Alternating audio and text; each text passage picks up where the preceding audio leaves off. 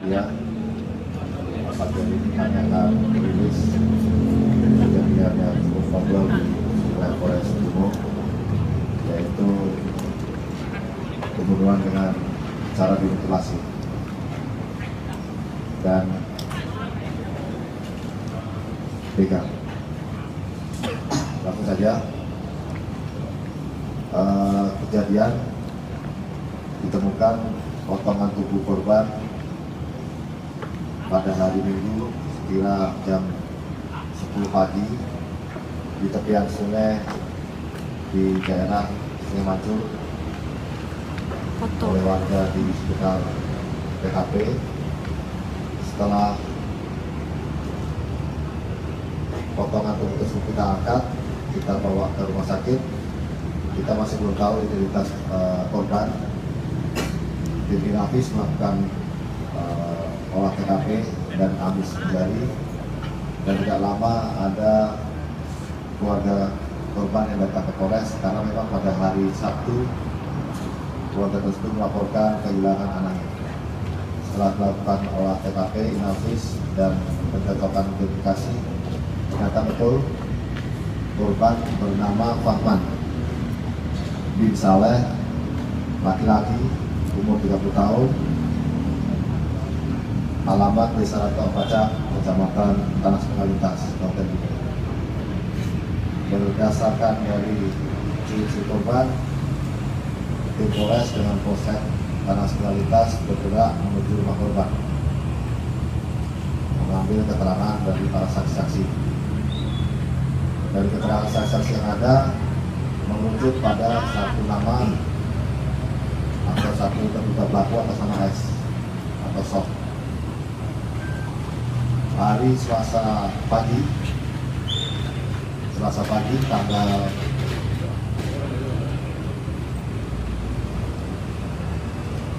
12, pelaku atas nama S dapat ditangkap di sekitar Komisi Penyelamatan.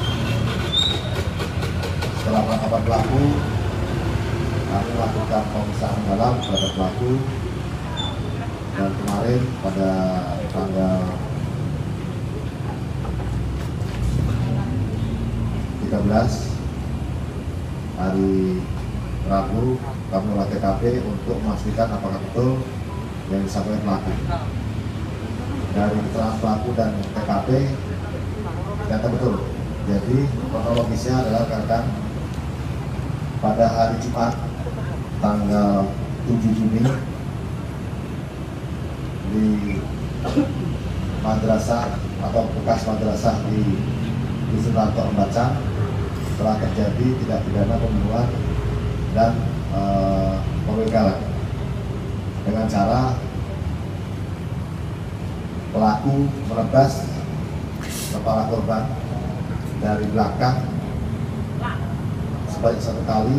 Setelah korban jatuh, dilakukan 2 kali tebasan lagi sehingga kepalanya putus. Jadi kalau posisinya adalah korban di atas motor, pelaku di belakang motor. Sebelum kejadian, antara korban dan pelaku berjanji atau ada janjian untuk membutuhkan jam tangan. Korban ini bertemu di salah satu rumah saksi atas nama Asep dengan pelaku. Pada saat bertemu di rumah saksi Asep, si korban minta tolong saudara Asep atau saksi Asep untuk membantu atau menemani memperbaiki jam tangan di pasar Bulande. Pada saat di rumah saksi tersebut adalah pelaku tersebut di rumah saksi Asep. Karena Asep ada kegiatan, si pelaku ini menawarkan diri, sudah nanti biar saya saja yang menemani nanti malam. Setelah ketemu di rumah saksi Asep, mereka pulang ke rumah masing-masing. Sekira jam 7 malam atau 19.00, si pelaku melihat motor korban ini ada di rumah Asep. Dipanggillah korban, si Fahman ini, "Man, jadi enggak nak betulkan tali jam?" Dijawab, "Yo jadi."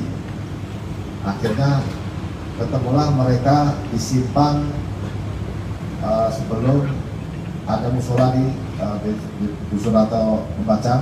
Ketemulah di simpang tersebut. Pada saat ketemu, si pelaku sampaikan ke korban, kita minum dulu.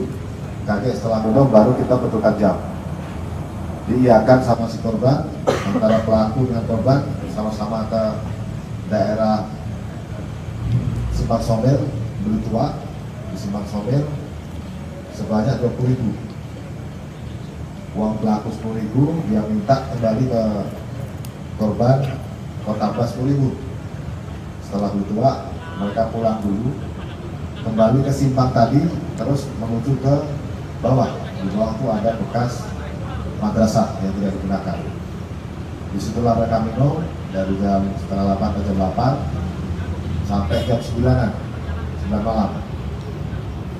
Pada saat minum itulah ini yang rekan-rekan tunggu. Apa motifnya? Sudah kami lakukan olah TKP dan pemeriksaan saksi termasuk keterangan dari tersangka. Motif tersangka adalah sakit hati. Kenapa? Karena dibilangnya kalau ini yatim piatu, tidak ada mama, tidak ada bapak. Ini diulang-ulang terus sama si korban. Memang kenyataannya pelaku ini ditinggal bapak ibunya atau orang tuanya, karena pelaku ini seringkali meresahkan orang tuanya, menggadaikan motor, mengambil uang untuk bermain judi slot. Ini agak menarik, dia bermain judi slot. Jadi rumah pelaku ini atau rumah orang tua pelaku ini sampai-sampai piring pun dijualnya. Jadi karena disampaikan mirip anak yatim, karena memang ditinggal, bapak ibunya tidak mau lagi mengurus si pelaku. Pelaku ini sudah menikah, punya anak satu, tetapi selalu merepotkan orang tuanya, selalu membuat resah orang tuanya dengan mengambil motor, menggadaikan motor, mengambil uang, ataupun menjual barang-barang yang ada di rumah yang digunakan pelaku untuk bermain di slot maupun beli tua ataupun narkoba. Memang ini pelaku di mata keluarganya kurang baik. Ditambah lagi pada saat minum dengan korban dibilang bahwa diatur. Berulang disampaikan oleh korban, sehingga pada saat setelah minum itu mau pulang karena sudah sekitar jam setengah 10 malam, mau pulang, disitulah timbul niat dia menghabisi si korban dengan menggunakan golok ini. Jadi golok ini ditaruh di jok, bukan ditaruh di jok, ditaruh di pijakan kaki motor. Pada saat baru bergerak dari tempat minum, baru sekitar 5 meter, si pelaku bilang menung dulu, atau kalau bahasa Indonesia berhenti dulu. Bahasa Indonesia menung dulu, menung dulu. Berhentilah si korban, si paman. Pelaku mengambil golok yang ada di sekat kaki itu, lalu pelaku ke belakang langsung membuka golok ini dan menebas kepala kepala korban.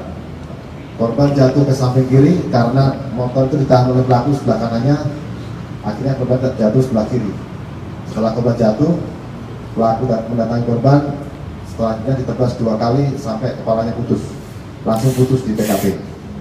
Setelah satu sabetan awal jatuh, ditebas lagi 2 kali dan putus kepalanya. Setelah putus kepalanya, pelaku menggunakan motor korban ke rumah orang tua pelaku, mengambil karung dan plastik hitam. Setelah itu kembali lagi ke TKP, memutus badan korban dengan mantel yang ada di jok motor, ditutupnya darah yang ada di leher yang telah dipotong dengan mantel.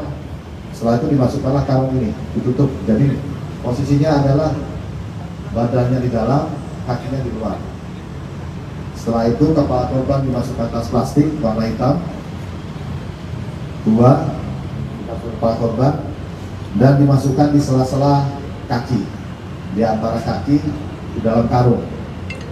Setelah itu Diangkatnya potongan tubuh korban ini ke dekat sungai dan dilempar pelaku ke dalam sungai. Hari Jumat. Setelah kejadian, pelaku kembali ke rumah, membersihkan badannya, membersihkan pakaiannya, direndam pakaiannya. Ini pakaian pelaku yang pada saat ditemukan direndam. Dan keesokan harinya motor ini warnanya hitam, oleh pelaku dicat putih untuk menghilangkan jejak. Kami dalami lagi motif keduanya apakah akan memiliki. Tetapi motif utamanya karena perkataan pelaku yang menyuruh korban berulang-ulang pada saat mereka sedang bertuang. Setelah motor dicat, dia kembali ke rumah istrinya. Disitulah dia mulai mendengar desas-desus bahwasanya tidak lama hari Minggu pagi itu sudah ketemu mayat dari korban yang terapung di pinggir sungai di desa Sungai Maju. Dari situ pelaku mulai gelisah dan dia mulai melarikan diri masuk ke hutan yang di belakang rumah pelaku, hingga pada akhirnya Selasa subuh pelaku dapat diamankan. Demikian rekan-rekan yang bisa saya sampaikan, silakan Pak Dokter. Untuk pasal yang ditetapkan, Untuk pasal yang ditetapkan 338 pembunuhan dan 365 ayat 3. apakah pelaku itu menyerahkan diri? Kita amankan di Dukuhan nih, pasar dekat apa? Konvensi. Ini masuk pembunuhan berencana atau Saat ini masih kita dalami perencanaannya, tapi karena sepintas niat dia timbul pada saat minum, masih akan kami dalam lagi. Tapi kalau memang nanti ada indikasi ke 340-nya atau berencananya akan kami masukkan. dalam saat waktu membunuh apakah dalam keadaan sadar? Sudah minum tapi masih sadar, dalam artian tidak mampu berat. Untuk tersangka ini Pak, sebelumnya apa pernah dihukum Pak? Belum, tersangka belum dihukum. Dan itu waktu penemuan korban itu tersangka katanya ada di lokasi tempat penemuan mayat. Informasi itu tidak kami temukan, tapi dia mendengar. Posisi pelaku dibunuh oleh bukan korban itu posisinya kemana Pak? Motor ke atas atau posisinya Pak? Begini jadinya, ini kita ini para pengganti ya, ini Pak Nur ini para pengganti, ini korban. Mau pulang posisi motor, pulang lagi. Harus. Ini taruh dulu semua.